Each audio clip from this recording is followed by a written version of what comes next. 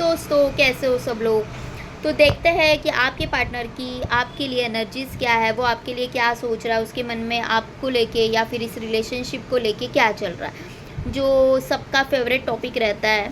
तो चलिए देखते हैं। Be grateful to the universe. Universe को थैंक यू बोलो, भगवान को थैंक यू बोलो, क्योंकि आप यहाँ तक आए हो तो उन्होंने ही आपको यहाँ पे कहीं ना कहीं लाया है। तो चलिए रीडिंग को स्टार्ट करते हैं। देखते हैं कि आपके पार्टनर की करंट एनर्जीज अभी इस रिश्ते को लेके क्या है। द मून का कार्ड आ रहा है। पहले ही कार्ड इतना ऐसे मतलब द मून आ गया है डायरेक्टली। कार्ड एक आ गया। मुझे वो ना बहुत टेंशन में लग रहा है। किसी का इन्फ्लुएंस इनके ऊपर बहुत स्ट्रांगली मुझे फील हो रहा है कि कोई इनको बहुत स्ट्रांगली इन्फ्लुएंस कर रहा है। आपके जो भी रिलेशनशिप को लेके गंदगी कर रहा है और इसी को ले लेके वो सोच सोच के परेशान है।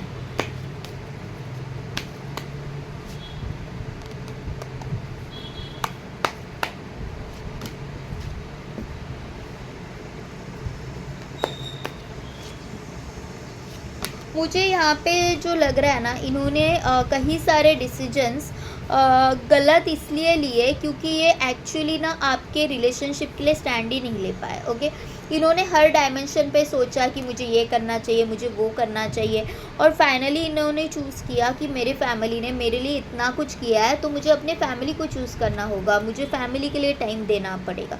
ओके, ऊपर से यहाँ से जो मैं देख पा रही हूँ, इनका खुद का मानना ये है कि फैमिली है तो सब कुछ है।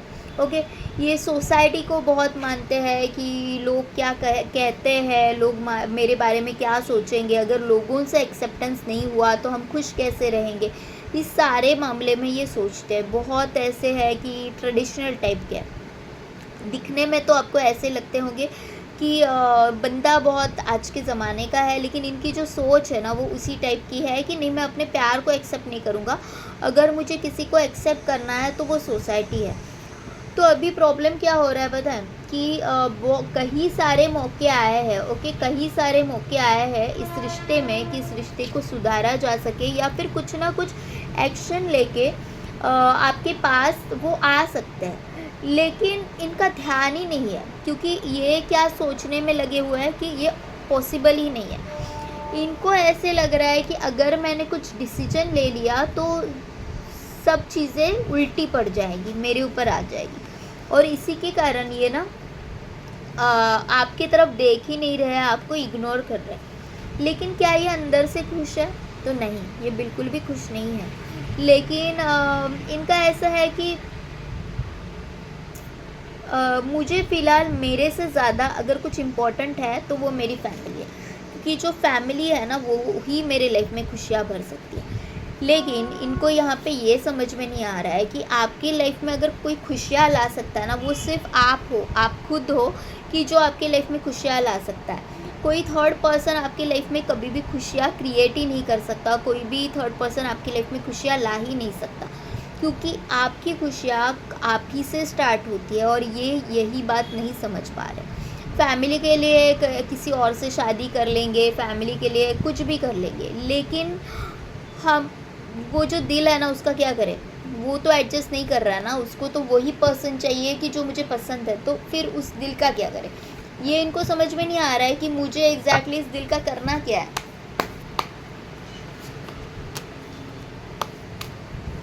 मैंने बोला ना, पेज ऑफ कप्स का कार्ड है। देखो, इंसान है ना अपनी उम्र से कितना भी बुढ़ा हो जाए, जो भी हो जाए, जब समझदार होता है ना उसको समझ में आता है कि मुझे डिसीजंस कैसे लेने चाहिए, मेरे लिए क्या सही है और मेरे लिए क्या गलत है। इनका प्रॉब्लम यही हो रहा है ना कि ये बहुत ज़्यादा सोचते हैं, लेकिन ये बहुत ज़्यादा सोच के चक्कर में ना एक स्टेबल माइंडसेट नहीं है इनका। ओके, कि मुझे एग्जैक्टली करना क्या है। कभी यहाँ पे पानी बह गया तो वहाँ के हो गए, कभी यहाँ पे गया तो फिर वहाँ पे हो गए। इनको समझ में ही नहीं आ रहा है कि मेरे लिए सही क्या है और मेरे लिए गलत क्या है, और उसी के चक्कर में वो आपको भी ग्रांटेड लेते हैं और अपने आप को भी ले रहे हैं। अपने इमोशंस को भी ये इग्नोर कर रहे हैं। जेन्युइनली अगर ये क्या चाहते हैं तो यहाँ पे बॉटम ऑफ द डेक में 4 ऑफ वॉन्ड्स और द क्वीन ऑफ कप्स का कार्ड है। ओके।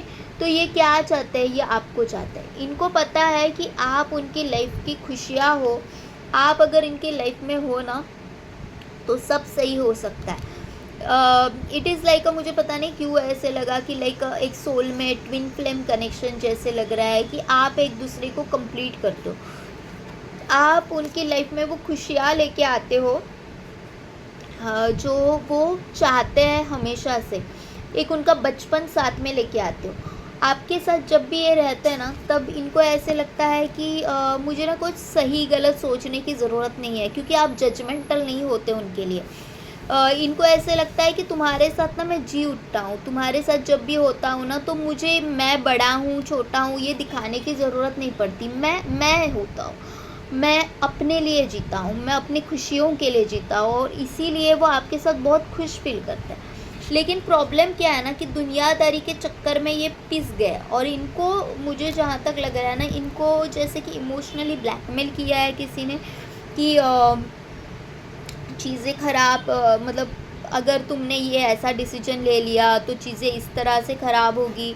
मुझे कहीं न कहीं ऐसे लग रहा है कि स्पिरिचुअल वे में भी इनको कुछ ना कुछ बताया गया है कि अगर तुम इसके साथ शादी करोगे तो आपका नुकसान होगा, ये वो इस तरह से कुछ मुझे वाइब्स आ रहे हैं कि इनको कुछ गलत बताया गया है आपके बारे में, या फिर इस रिश्ते के बारे में कि आप अगर इस रिश्ते को कंटिन्यू करते हो तो आपकी लाइफ में इतने सारे ढेर सारे प्रॉब्लम्स हो सकते हैं। और देखते हैं यहाँ से कि वो आपके लिए क्या सोच रहे हैं। देखो 3 ऑफ स्वॉर्ड्स, मैंने बोला ना कि यहाँ पे किसी और का इन्फ्लुएंस है और इसी के वजह से ये बहुत ज़्यादा परेशान है। नाइट ऑफ पेंटिकल्स, समझ में नहीं आ रहा है डिसीजन क्या लेना है, कंफ्यूज हो रहे हैं, आपको खोने का भी डर है। देखो यहाँ पे 9 ऑफ स्वॉर्ड्स का कार्ड दोनों तरफ से आ गया।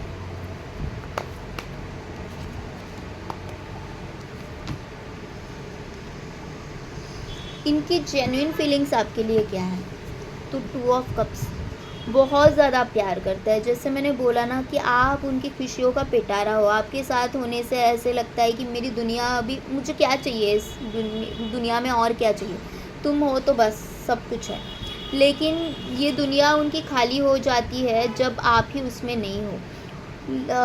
इनको, इनकी लाइफ में सब कुछ है, इनकी लाइफ में ढेर सारी खुशियाँ हो सकती है, लेकिन लाइफ में अगर कुछ चाहिए ना खुश होने के लिए तो वो आप हो, और अगर आप नहीं हो ना तो वो खुशियाँ इनको रास नहीं आ रही है। इनको वहाँ से भागने का मन करता है, लिटरली चिल्ला चिल्ला के रोने का मन कर रहा है आपके पार्टनर का कि मुझे यहाँ से बाहर निकालो भगवान, मैं फिर से जीना चाहता हूँ, मैं फिर से खेलना चाहता हूँ, लेकिन वो ये कर ही नहीं पा रहे। बहुत ज़्यादा हर्ट है और सोच सोच के हालत पूरी ख़राब हो चुकी है कि क्या करना है मुझे यार, मैं क्या करूँ। यहाँ पे टेम्परेंस का भी कार्ड है।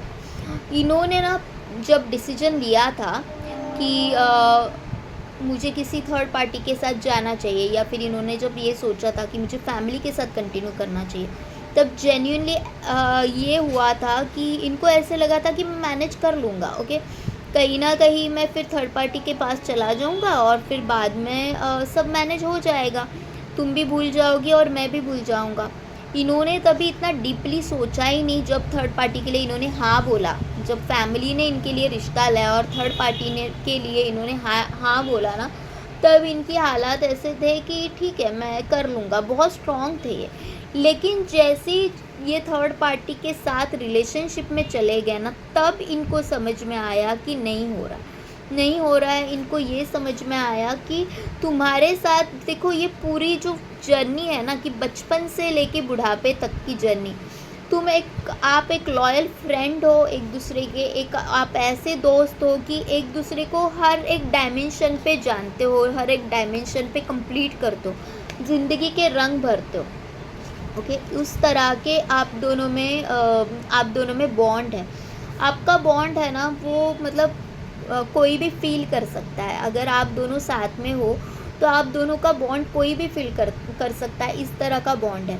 और जैसे मैंने बोला कि देखो सिर्फ बड़े होने से हम लोग बड़े नहीं हो जाते, ओके। हमारे अंदर का एक बचपना है ना वो हम सब में रहता है, तो वो बचपना है ना, उस बचपने को आप ज़िंदा रखते हो, इनको ये पूरी जर्नी ना आपके साथ कंप्लीट करनी है। अगर अंदर से देखा जाए ना, ये पूरी जर्नी इनको बस आपके साथ कंप्लीट करनी है, और जब आपके साथ ये बुढ़े हो जाएंगे ना, तब इनके चेहरे पे यही खुशी होगी जो अभी यहाँ पे है। ओके, लेकिन प्रॉब्लम यहाँ पे ये हो रहा है ना कि ये अपने इमोशंस को समझ नहीं पा रहे, ये नहीं समझ पा रहे हैं कि ज़िंदगी मेरी है तो लाइफ के डिसीजंस भी मेरे होने चाहिए, उन्हें कोई और ऑपरेट नहीं कर सकता। लेकिन इन्होंने आपको चूज़ नहीं किया, इन्होंने ये चूज़ किया कि मैं स्ट्रॉन्ग बनता हूँ। लेकिन क्या ये स्ट्रॉन्ग बने तो नहीं, इनकी शादी हो गई या फिर एंगेजमेंट हो गई और इनको ऐसे लगा कि अभी तो बस मैं सेटल हो जाऊंगा या फिर सेटल हो जाऊंगी, मैं अपनी अपनी एक नई शुरुआत कर लूँगी। लेकिन यहाँ पे अगेन द मून का कार्ड है, कि वहाँ पे भी मून का था, यहाँ पे भी मून का है। एक न्यू बिगिनिंग चाहते थे, किसी के साथ शादी करके सेटल हो जाऊंगा, फिर ये सारा रिश्ता ख़त्म हो जाएगा, मुझे आदत हो जाएगी, बहुत कुछ सोचा था, बहुत कुछ सोचा था।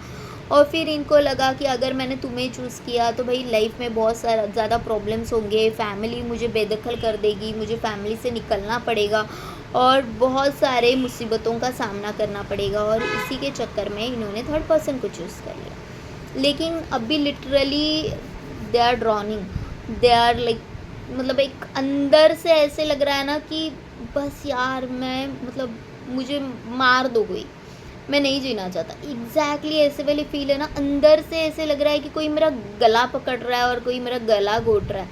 इतना वो भरे पड़े हुए हैं ना, भरे हुए हैं, मे बी आपको वो शो नहीं कर रहा है। आपको ऐसे लग रहा है कि मुझे तो ये क्या है, मुझे तो ग्रांटेड ही ले रहा है, मेरी तरफ तो देख भी नहीं रहा है, मुझे एंटरटेन भी नहीं कर रहा है। लेकिन बहुत ज़्यादा रिस्पॉन्सिबिलिटी के चक्कर में, बहुत ज़्यादा सोचने के चक्कर, ये खुद डूब रहे हैं। इनको खुद को समझ में नहीं आ रहा है कि मैं कर क्या रहा हूँ और मुझे करना क्या चाहिए। इनकी हालत है ना आपसे भी बहुत ख़राब है। आपने क्या कर लिया ना, आपने अपने आप को बैलेंस कर लिया, आपने बहुत अच्छे से बैलेंस कर लिया अपने आप को। मुझे यहाँ पे ऐसे भी लग रहा है कि आपको एक स्पिरिचुअल अंडरस्टैंडिंग है, स्पिरिचुअल कोई तो गाइडेंस दे रहा है। जैसे कि आप टैरो रीडिंग देख रहे हो तो मे बी ये गाइडेंस हो सकता है, या फिर आप किसी से पर्सनली भी कनेक्ट करके गाइडेंस ले रहे हो, किसी से कोई आपको बता रहा है कि how you should be strong. इन सब में आपको स्ट्रॉन्ग कैसे रहना है।